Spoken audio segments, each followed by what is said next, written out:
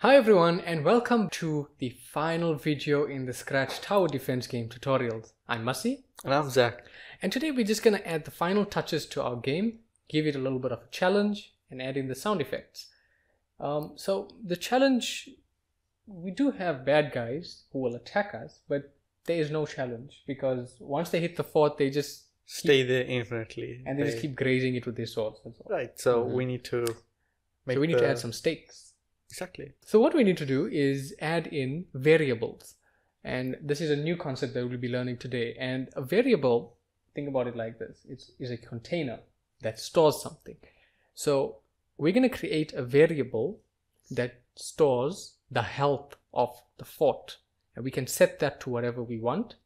And every time an orc attacks the fort, it will reduce that number. So it'll take something out of the container and just reduce it. And then once whatever's in that container is 0, then the game ends and you lose. Does that make sense? That makes sense. Okay. It's health. It's health. That's how you do health in a video game. Alright.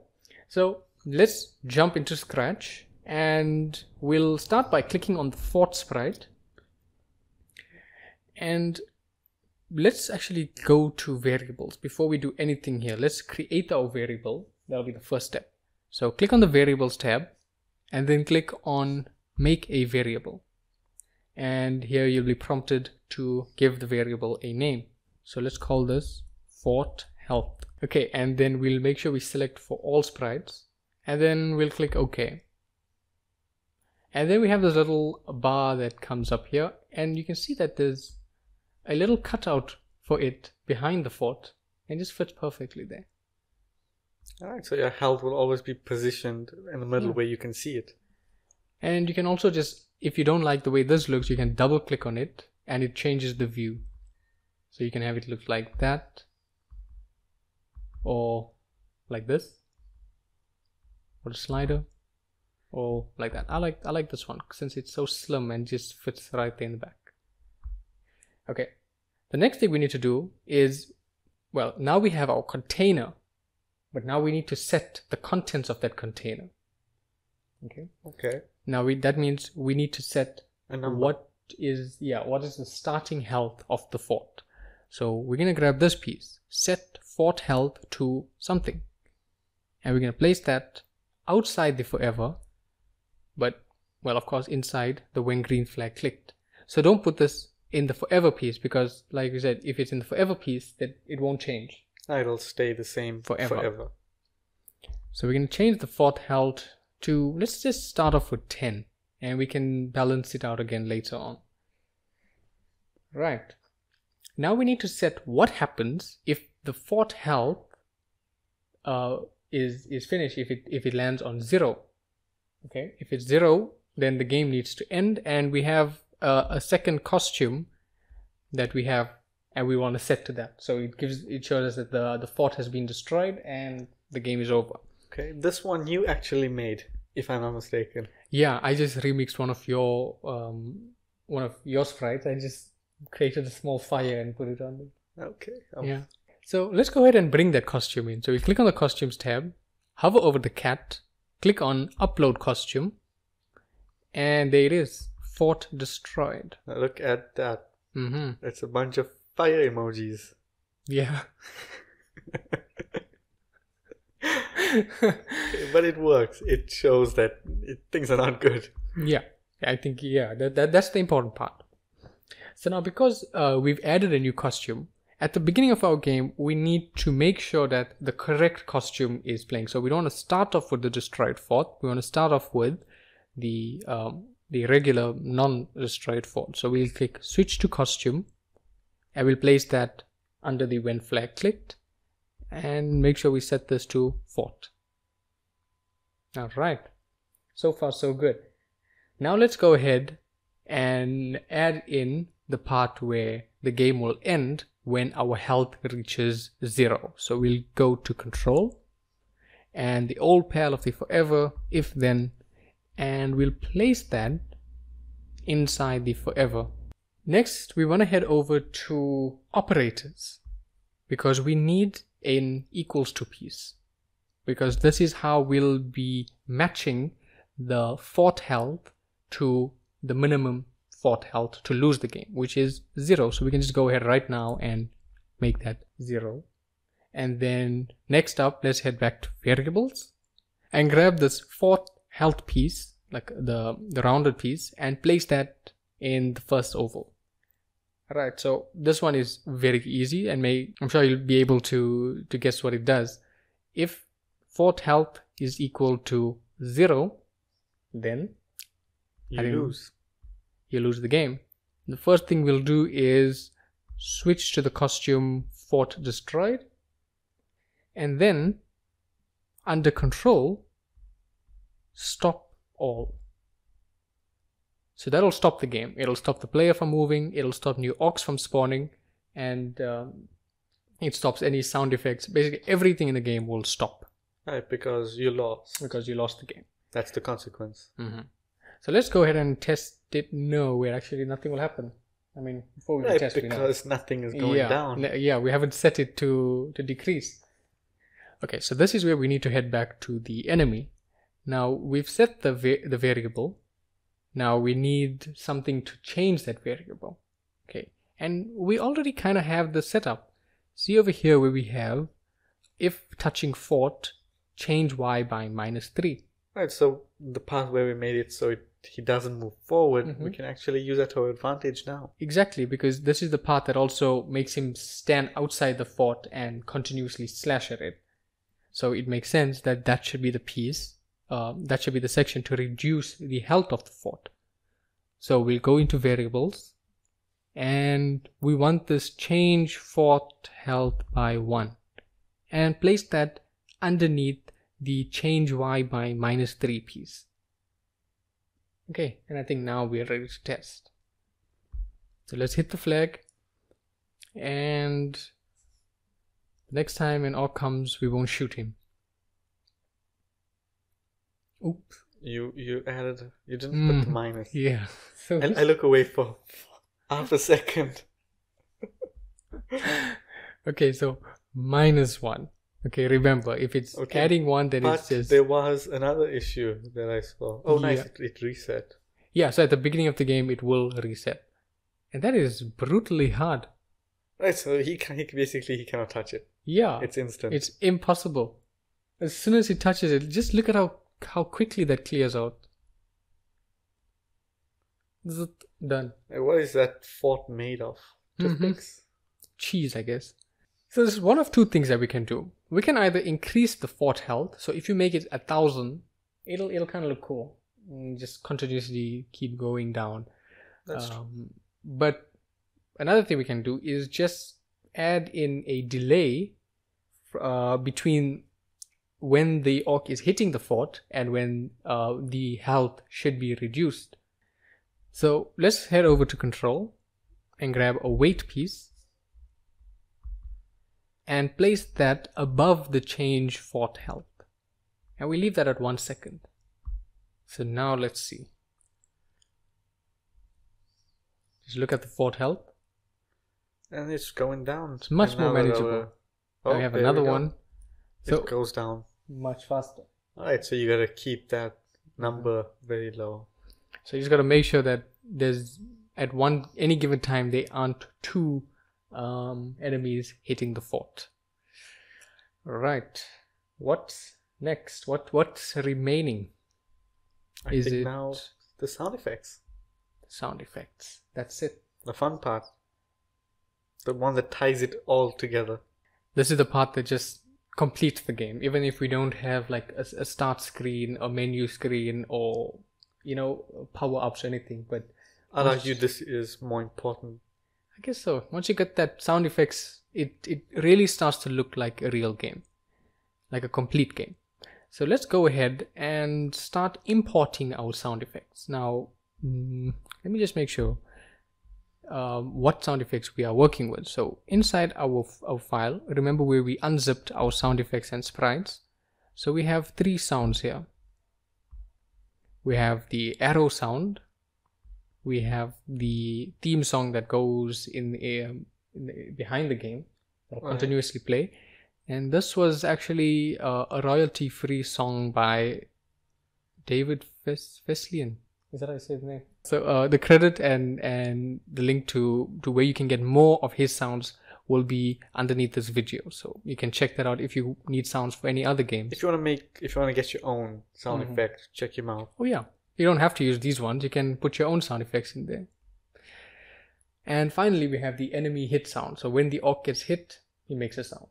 So we can import these 3 sounds to their respective sprites. So let's start off with the enemy. Then we click on the sounds tab. And just like we're adding a costume, we hover over the sound icon and then click upload sound. Then navigate to our folder, sounds and enemy hit. Let's have a listen. Okay. Right, so we have 2, kind of. So I think what we'll do is, the sound might be a bit too long. We just want the first part of it. So we want to cut out that second part. Am I correct? Yeah. Okay, so what we can do is, we can just select a certain part of the sound that you want. And actually, I should select the part that you don't want. So we don't want this ending part. See? So we don't want that part of it. So you can just select that part, just like how you would select text. You click and drag, and that's it. And then just delete it. So now we just got this. Alright. Okay. I like that. I think that's cool. Okay, next let's head off to the arrow. And we're going to upload a sprite again. And here we're going to click the arrow.mp3, of course. And let's listen to this one.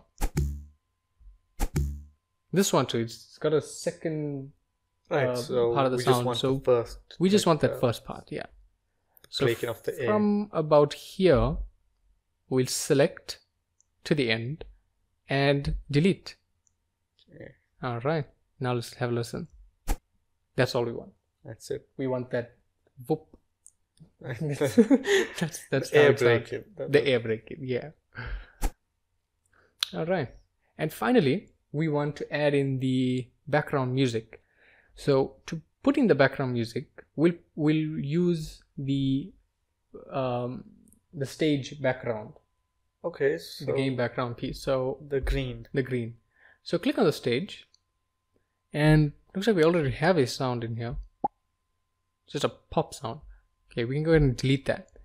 Now, the stage in Scratch can also have some code, although it's very limited to how much functionality you can add to the actual stage, but it'll work for adding in the theme song. So we'll just upload the sound, and we'll upload our theme music. Right, and we won't need to do any clip in here because we want the whole thing. Yeah, I think we'll leave it just as is. And then in the code section, now we can add in when to play the sound. Okay. Alright. Because we don't, now it's just doing nothing. Yeah, now it's just sitting in there, but we haven't told Scratch, okay, now go ahead and play. And that's actually a new section called sound dedicated to it. Oh, yes. That we we learned 2 new things. We learned about variables and the sound section. And we also learned how to edit the sound. So that's cool. So we'll start off again by grabbing a when flag clicked. And then we'll just add in a forever. And then we head over to sound. And then we'll play the sound David Feslian Retro Forest. And that's our music. So let's go ahead and play the game and see if it works. It works. There we go. Now our game has a background music. We'll just get rid of this guy. Alright. Now we can add in the rest of the sound effects. So let's start with the enemy. I like this one. It's a very funny sounding sound. We already added in the sound, so we don't need to do anything there. Okay, and in the sounds tab, get the start sound enemy hit, not the play sound until done piece. Right, because that'll play the sound, and only once the sound is done will the rest of it carry on. But this start sound will work with the animation. Right. So as all of this is happening, it'll still play if it hasn't completed. So let's test that out.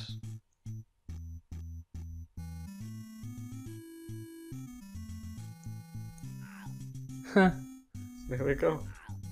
Decent, right? Already looks or feels so much better. You can just sit for so long just playing this game. It's honestly really addictive. And finally, let's add in the arrow sound, the whoop sound. What do you say it's called? Arrow breaking the air. It's a whoop sound. Once again, we need to trigger when the sound should be played, and it should be played when the spacebar is hit, because that's when the arrow is being fired. So again, we'll use the start sound, and we'll place that underneath the showpiece. Can go above too, it's fine, but we'll just place it underneath there. And let's test. There we go. It works. It works. Okay, I think the last thing that we need to do is that you might feel that you need to do some balancing with your sounds. Okay. And so just a quick little tip on how to adjust the volume. Adjust the volume. So again, we go back to the sound tab, and besides just cutting, we have a few things that we can do at the bottom here. We got fades, reverse, robot. What's a robot? I don't know. Okay. I'm gonna click. It made a robot version of the sound. This will be fun if you record your own sounds, actually. I'm just gonna undo that. Now, if you feel that the one sound effect is overpowering another sound effect, maybe it's too loud or too soft, then we can use the louder or softer buttons here. So we know that it does feel a little bit too loud. That sounds about right. About there. So this is, again, it's completely based on opinion. If you feel like it's fine, then you should leave it. As the game designer, it's up to you to feel whether it's too loud, too soft. Yeah, and the same goes for the background music as well. I mean, if you want to change, maybe you feel it's a bit too loud. Right, this all comes into the balancing that we talked about, and it's 100% up to you. Alright, and speaking of balancing, to make the game more challenging or less challenging, all you need to do is change a few things. So number one, we can change the fort health and how quickly the health goes down. So you could do a sort of waves. Right. So here's how you do it. You add a variable every time a orc is cloned. Okay. And you keep, every time one is made, you keep adding to that variable. And let's say you hit 10, then you say wave 2 starts. And in the wave 2 orcs will have maybe more health, or they'll be faster, or they'll maybe do more damage. So just a few ideas for how you can improve this game. So that would be one thing, making the game more challenging by adding waves, for example. The other thing will be to add in a variety of enemies. Maybe you can start painting your own sprites and have them attack after a while. Okay. Power-ups are something that's missing in the game as well. So once the fort is hit, there's no way to repair it. Now, maybe randomly at certain points in the play area. Right, you gotta shoot that. You gotta shoot a little power-up before it disappears, and that'll repair the fort. So it's essentially what you're saying is that this is a sandbox for the game, and you can just go wild with it. It's a very basic form of what could be something great. It's already great. It is good. A much better game. Way to pat yourself on the back. But yeah, it's a very decent game so far, but there's a lot of ways you can improve it. There's a lot more to do. You could also add in scores. Now, I didn't add that in because although we did add the variables, we could add points and high scores based on how long you can survive in the game. Right, so every time you hit a guy, your point goes up, the score goes up. Correct. And then you find a way to calculate a final score and add that to a leaderboard, which is also something you can do in Scratch. Leaderboards. Wow. Yeah.